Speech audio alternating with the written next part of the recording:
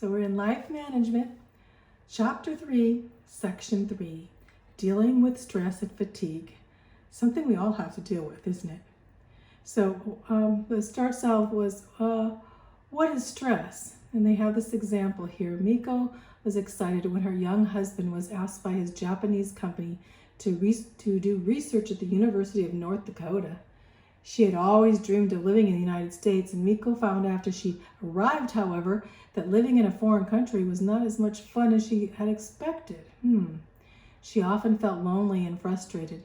After some months, she developed pains in her stomach and went to see a doctor. When the doctor could not find anything medically wrong with Miko, he concluded that the stress of living in a foreign culture was probably the cause of Miko's discomfort. So stress can cause us physical pain, physical ailments, right? What is stress? It says people are under stress when feelings of pressure and tension affect the way they feel physically, or when the way they feel physically affects their emotions. So feelings of stress will cause this pressure and tension in our body that makes us feel physically something's wrong with us. Isn't that what it says there? That's stress. So stress affects us in a variety of ways. Let's go on to the next part here. So, okay. Stress affects us in a variety of ways. So what kind of ways does basically stress can make us feel tired? It can make us feel unmotivated. It can make us feel fearful or weak. It can make us nauseated. It can make us be very moody, And sometimes it's easy to cry and we don't know what we're crying about. Or we can grind our teeth, especially when we're sleeping. Or running to the bathroom frequently makes us have to go to the bathroom a lot because we're under stress. And difficult to concentrate on things sometimes. You can't remember things because you're stressed out. Some have headaches and some have stomach aches, right? So sometimes we can say, I wish that things didn't have to change, because sometimes just change can cause a lot of stress on us, right? But we have to change, right? And sometimes we have a stress scale to go by.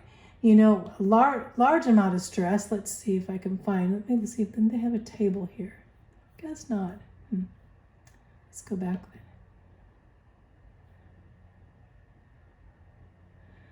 So, like stress, like moving to a new home or getting a new job, that can be high in stress. Losing a friend, losing a boyfriend especially, giving or moving to lose a boyfriend, I should say, giving an oral report.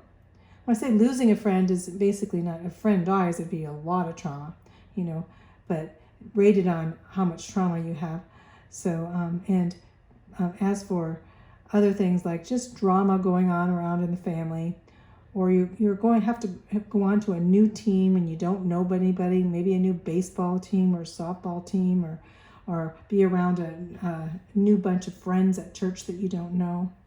So graduating from high school is a lot of stress because most of the time high school students, after they don't know exactly what they're going to do, and if they're going to college, if they're going to start a job, that's kind of high stress. So to think of those things. Other stresses are like boredom, boredom and can produce stress, and school pressures and problems, any type of problems.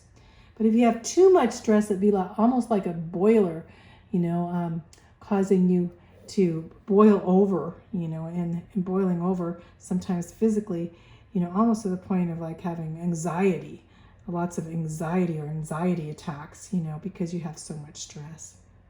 But you do need some stress. So it's important that we have some stress. Otherwise we would just be sedentary, not do anything. So having a new friend should be, oh, this is going to be great. I have a new friend, or a new sport, or a new job that you're really interested in. These things are good type of stress. And sometimes stress basically makes us go to the Lord so we can pray and talk to him, and he relieves our stress. So, but if we have lots of heavy stress, you might have to decrease some of the things that are making you have stress, So with heavy stress continues over a long time, a period affects your health and your performance, it is time to do something about it. So rest and sleep. Let's talk about rest and sleep. So if you stay up, 3 nights late, like the situation here, and you don't get very much sleep, it's going to affect you, so your life is going to look a lot darker, going to become more depressed, tasks are going to be impossible, you can't concentrate, so it's important, that we get sleep each night, right? So when we get a good amount of sleep, we can wake up and get brighter and happier, and we have much more energy and are full of hope for the day. So if you get tired during the day, sometimes people taking naps. Winston Churchill said he took 2 naps a day. That's what kept him so healthy. He lived a long life. He said because he took like 2 naps a day, so it relieved a lot of his stress, which he had a lot of stress. He was running the head of England during the time of World War II, so lots of stress. But he had to take 2 naps a day. Never knew that. So sleep is one of our most essential activities. We cannot perform well without sleep. If we go to sleep for 24 hours, we are usually not able to act normally without sleep. Well, going to sleep without sleep. If we go for 24 hours without sleep, we won't act normal. So people who go without sleep for 3 days, they even see things, imagine things. They have a mental disturbance after 3 days. So after 3 days without sleep, you can mentally not be good. You can even be to the point of seeing hallucinating, So how much sleep do we need to be essential sleep? Usually 8 hours of sleep, but some people, especially teenagers, need more, 10 hours, but not sleeping all, 12 hours and 15 hours. That gets a little bit ridiculous and kind of makes us have a lazy lifestyle, huh? Learning to relax. So learning to relax is not a waste of time, We can relax while we're working, so we don't have to be so tense, and thinking, am I being too tense doing this? So we think we're doing as learning to relax as our relaxation make us tense. So basically, I like what they say here. It says, sit down and let your body sag. Think of yourself as an old limp sock. Relax your muscles one by one. This is like taking a mini vacation. Some people find it helpful to tense their muscles first and then relax them one by one, starting with the toes and ending with the head. Or start with your head and go the other way. Breathe slowly and steadily. It's a good way to induce your body to relax. Some people even fall asleep when they relax. And of course, this is the greatest refreshment of all, getting some sleep, right? Some take a walk or engage in some exercise to relax their body. This may relax your body. So this may be even a better choice than a nap for some. A very profitable way to relax is to go over Bible passages. That's what I do. To relax, before I go to bed, I go over some Bible passages, or I love listening to John Corson. I listen to him, just a short devotion, and then I just fall right to sleep. You know why? Because the enemy wants to keep us awake. Sometimes I'm thinking, I have insomnia, I can't sleep, all these things and worries and everything. Lord, please help me. And so I put out my arm and I rest my arm and I say, Lord, just take my hand. And then I'll listen. I put on Bible scripture or worship music that is very soothing. And I usually go right to sleep. Because the enemy wants to keep us awake. And if you're listening to Bible verses and worship all night, he's going to not keep you awake. He's like, go ahead, she needs to go to sleep, because when we're all stressed out, the enemy gets a hold of our mind, right? So, and don't, before you go to bed, don't watch like a movie that's spooky or fearful or scary or very energetic right before you go to bed.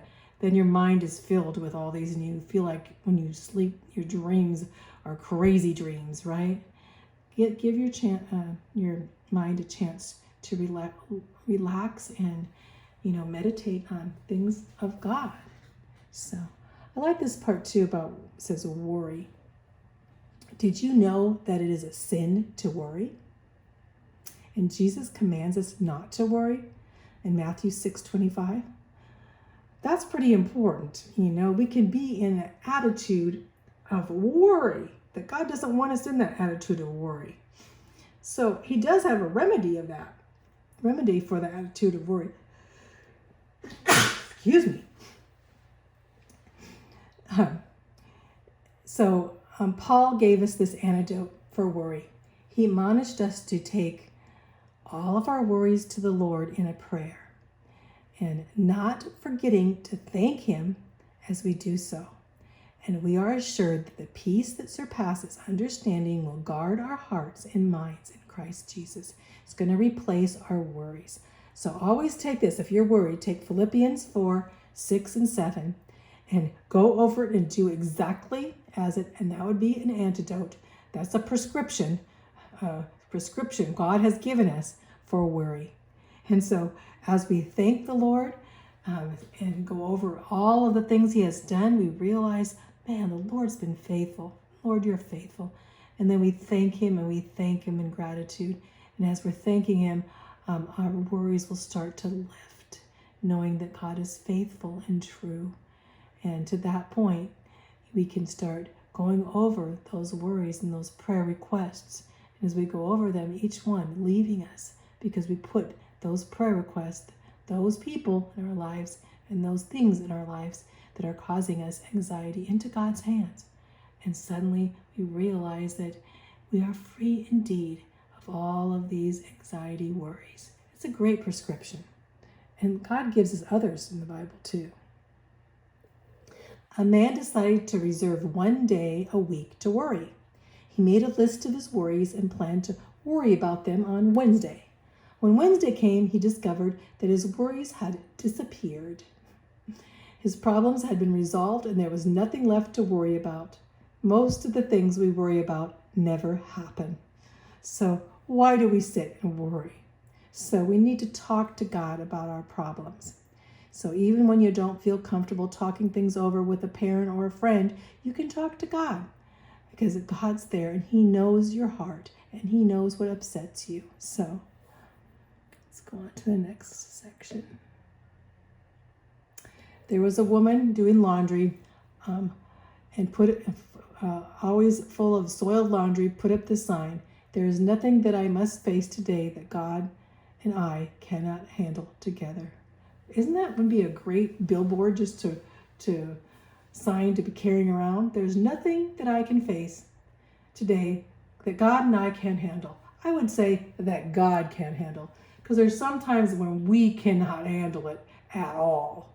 But we know that God can handle everything in our lives when we take it to him. So then, of course, there's Romans 8:28. And we know that all things work together for good to them that love God, to them that are called according to his purpose. Knowing that God is going to use the happenings of our lives to make us better people relieves us of stress and helps us relax. Even though everything looks hopeless at the moment, we know that God is going to make it all work out as you follow him. You can be sure of it, because his promises are true. So meditate. This is a great meditation, is to meditate on Romans 8:28. And you'll find yourself relaxing even when things are stressful. Romans 8:28 is a one you can pin on your wall, that's for sure. That God will work all things in our life for good. And he will. Because we are called according to his purpose. And we are loved by him. And he loves us. So important. Recreation. Let's talk about recreation. So boredom produces fatigue. I don't know if you know that, but it does. So when you're bored, then you feel even more tired. And so when you're enjoying yourself, you do not feel tired. It's like Tara sprawled on her bed after dinner, too tired to do anything, just saying, and she was bored, right? And then Lori called and asked her to go to a game, and she suddenly came to life. Suddenly her fatigue was gone, and she prepared for an interesting evening with a friend. So recreation is the refreshment in body or mind as after work by some form of play, amusement, or relaxations. That's from Webster's. Refreshment in body or mind is something we do to relax, right? Well, Americans now spend a lot of time on recreation, right? They have done so, especially in the last 30 years. So many Americans now go overboard on recreation. But some of this recreation, instead of relaxing and being a relaxing experience, becomes a frantic pursuit of pleasure that ends in disappointment, right? And exhaustion. Sometimes our recreation can be exhausting, right? If we pick the wrong kind of recreation. So the wrong kind of recreation will wear you out. The pleasure-seeking Romans, it gives example here. We are reminded of the pleasure-seeking Romans. When the Caesars ruled the world, people flocked to amphitheaters to watch gladiators fight to their death with wild beasts and enjoyed the sight of political prisoners writhing in pain on crosses. So what kind of recreation did they have back then? That is terrible. So they ran out to the amphitheater so they could see people die in the amphitheaters. That would not be the right kind of recreation. Today, though, a lot of times we think we watch certain movies that are very violent, and that really is not. It puts our mind into a frenzy, right? So then Roman restaurants, back in Rome time, were equipped with vomitoriums. You know what that is? It's where they could vomit up their dinner so they could eat more. So they'd eat and eat and eat. They're so full, and then they go vomit it up, and they come back and eat more. You don't want to do that. This is not refreshment for the body or mind, right? But that's what they thought back then was their leisure recreation, It says, leisure is each man's touchstone with himself and his inner resources. It can be defined as freedom, rest, opportunity, and let's see what it says here, quietude, peace, relaxation, calm, reprieve. That's what we want for our recreational activities in our leisure time. Otherwise, they just leave us more tense than when we began, right? So what kind of leisure can we have? What kind of leisure would be best to have? Well, it depends on you. But outdoor sports sometimes are good leisure. Going and reading a nice book or, playing piano. I have a friend, Alva, that she whenever she's stressed out, whenever she needs some recreation, she plays her piano and worships the Lord. What a great way of leisure.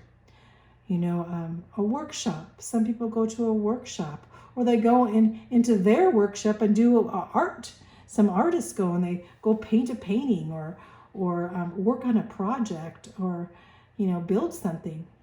And some go to their own room, and in their own room they listen to some music, that kind of things. Their room being their sanctuary, so they can get away of a hectic pace and maybe, listen to the Lord, in some way. Listen to a Bible study or the Bible, or read a book, or listen to some worship music.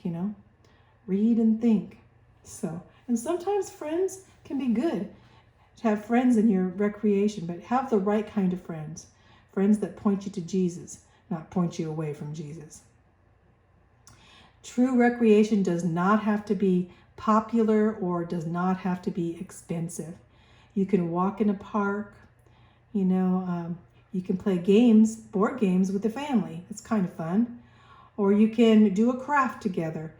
that you enjoy doing with someone. You could plan, an activity for a youth group. Or I even say sometimes doing something like getting out and sharing the gospel. That's my true recreation. I love to go out and give out Gospels of John and love letters for God and share the gospel. That's what I do as a recreation. That's my hobby. And it's very, very rewarding. Probably the most rewarding any hobby anybody could have. Because after I'm done, I know God does amazing things, and it gives me, lifts up my heart to the point, and my soul to the point of knowing that God is in control. Relax and enjoy life. Then you can go back to your routine refreshed, and you learn how to do the right recreation, right? So important. So we're going to stop there, and then I'm going to go on to the last section, which is promoting spiritual health.